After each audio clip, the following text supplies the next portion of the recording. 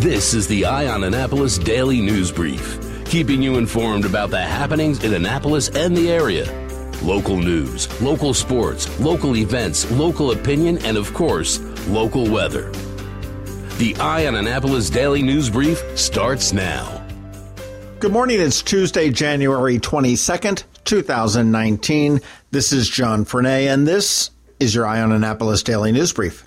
Federal immigration officials have confirmed that they have ended a contract with Anne Arundel County to house immigration detainees because County Executive Stuart Pittman quit participating in the screening program. The Capitol had the report yesterday and said that a spokesman for the U.S. Immigration and Customs Enforcement said that the decision to end the contract was tied directly to the county's decision to no longer participate in the 287G program. ICE spokesman Vincent Pickard said the agency partners with counties that cooperate with its public safety mission. He said ICE believes the county's decision to terminate the 287G program undermines that mission. I'm not sure that came as a big surprise to anybody except for the county executive. Hey, if you have any interest in traffic in downtown Annapolis, listen up to this one. Tomorrow morning between 10 and 11 and tomorrow night between 7 and 8 at the Market House, the city of Annapolis is going to host two public meetings to present the results of a recently completed traffic study, which will look to put a traffic signal in at Randall and Dock Streets. The purpose of the study was to evaluate the existing traffic conditions and determine whether a signal is warranted at the intersection. The proposed signal will include bump outs, which will shift lanes around, and all that will be presented at these meetings. There is a proposed pilot project to evaluate the bump outs that will be discussed at the meetings, and the pilot project would precede the traffic signal installation just to make sure it works. Staff from the City of Annapolis Public Works and Sabra and Associates, which is the traffic engineer, will be present to answer any questions. The city says that a copy of the final traffic study will be available prior to the public meeting. Exactly how much prior to the public meeting, I am not sure. But once again, these meetings are at the Market House from 10 to 11 a.m. tomorrow morning and also from 7 to 8 p.m. tomorrow night, all about a new traffic signal going in the heart of downtown Annapolis.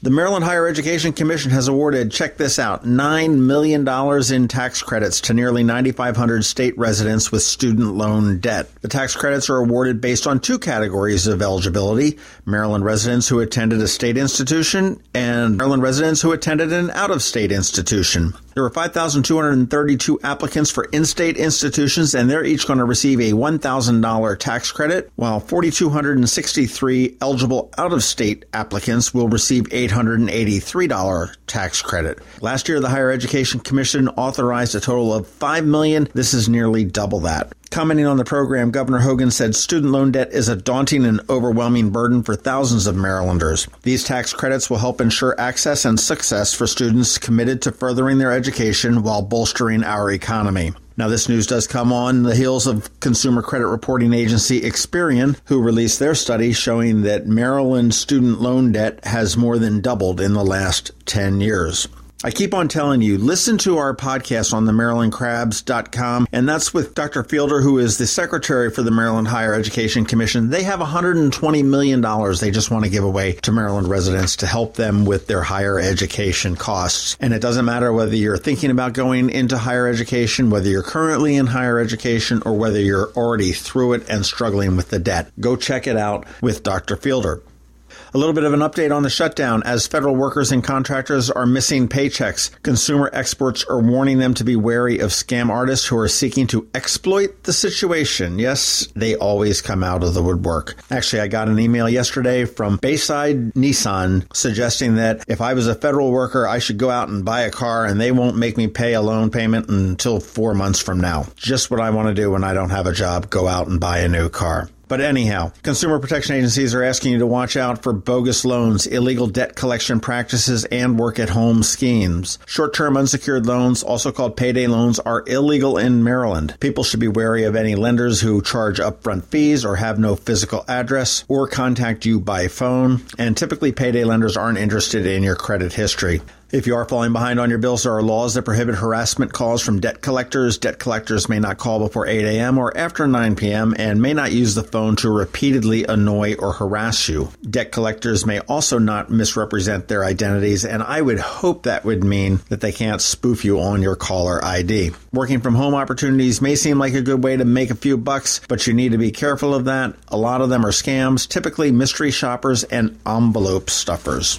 As to how the negotiations are going for the shutdown, nothing going on there. Congress and the White House both took off yesterday, I guess because they had nothing better to do. I know it was Martin Luther King Day, but come on, the government is shut down. They should be negotiating this. Welcome to day 32.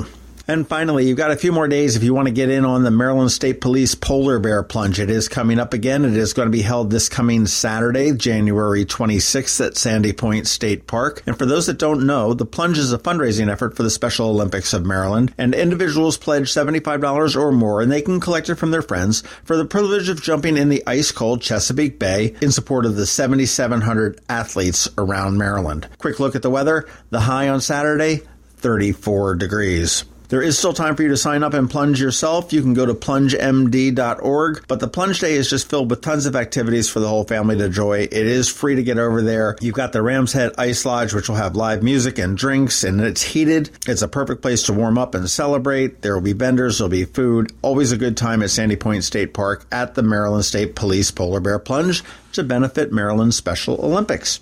That is about it for the top news today. Please make sure you're recommending us to your friends and colleagues, and give us a rating or review if you're someplace where you can do that. And also check out that top link on our show notes, because that has a list of all the different ways that you can connect with us, and I bet you'll be a little bit surprised. All right, hang tight. Right after this, we have George Young with your local DMV weather. There is a diamond of diamonds, and as you'd expect, it's from the De Beers Group, benefiting from over 130 years of diamond expertise.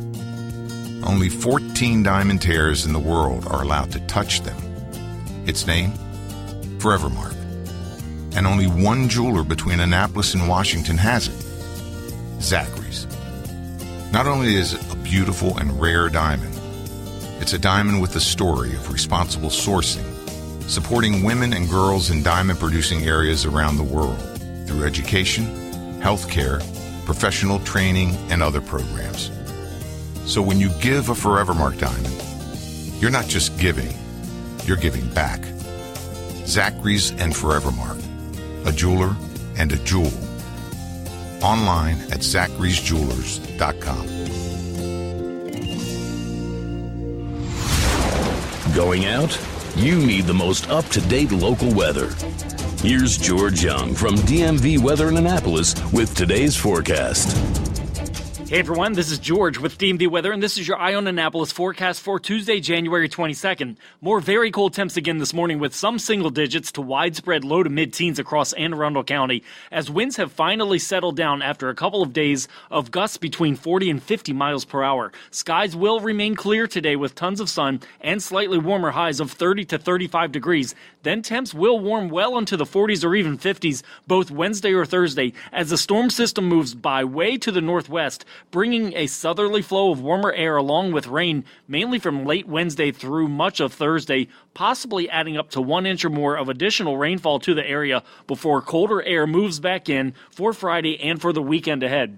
Okay, that's it for today. This is George Young of DMV Weather. Make it a great day out there and bundle up again as cold temps remain. But be sure to get our free app on all of your devices by searching for DCMDVA Weather, and also follow us on Facebook and Twitter and on our website at dmvweather.com so you can always stay weather informed. Join Anne Arundel Medical Center Foundation on Saturday, April 27, 2019 at our Denim and Diamonds Bash in Annapolis. Denim and Diamonds is a fun evening under the stars featuring fabulous cuisine and gourmet food trucks, live and silent auction, and a live band. Last year, AAMC cared for more than 2,000 patients in our emergency departments suffering from mental illness or addiction. Help us expand much-needed inpatient and outpatient programs and services for your community. For tickets and sponsorships, visit aamcdenimanddiamonds.org. Special thanks to our platinum sponsors, AAMC medical staff, the Chesapeake Bayhawks, Comcast, the Evan K. Thallenberg family, What's Up Media, and WRNR. You've been listening to the Eye on Annapolis Daily News Brief. Tell your friends and colleagues this is the podcast where you can keep up on the latest with what's going on in Annapolis. And also tell them about our website, eyeonannapolis.net, where you can find even more information. This podcast comes to you every Monday through Friday at 7 a.m., keeping you informed with the Eye on Annapolis Daily News Brief. And take a moment to listen to our other podcast, The Maryland Crabs, released every Thursday at noon.